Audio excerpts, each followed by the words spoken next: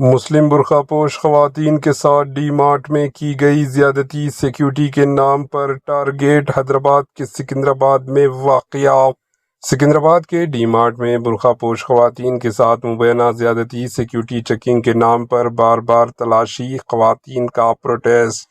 تلنگانہ کے دارالحکومت شہر حیدرآباد کے علاقے سکندرآباد میں واقع ڈی مارٹ شاپنگ مال میں پیش آنے والے ایک واقعہ سوشل میڈیا پر تیزی سے وائرل ہو رہا ہے، جس نے سیکیورٹی کے طریقہ کار پر کئی سوالات کھڑے کر دیے ہیں۔ اطلاعات کے مطابق دو برقع پوش پریگننٹ مسلم خواتین مال میں خریداری کے بعد جب باہر نکل رہی تھی تو سیکیورٹی عاملہ نے انہیں روک لیا۔ خواتین کا کہنا ہے کہ انہوں نے تقریباً 5,000 روپے کی خریداری کی تھی، اس کے باوجود انہیں ایک نہیں بلکہ 3 مرتبہ چیکنگ کے عمل سے گزرنا پڑا۔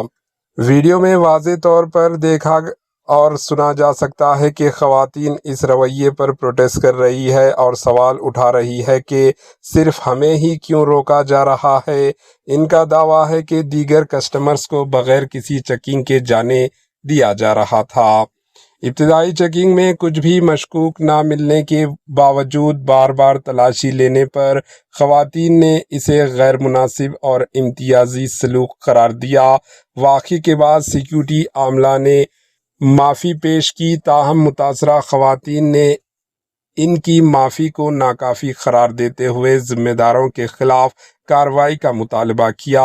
ڈی مارٹ انتظامیہ نے بھی معاملے میں مداخلت کرتے ہوئے صورتحال کو قابو میں کرنے کی کوشش کی۔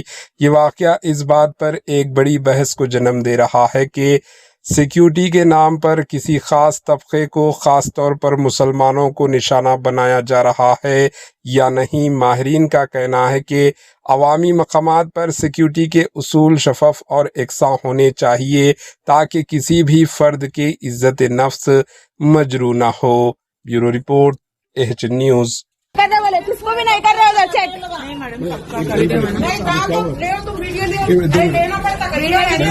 لیتے برابر لیتے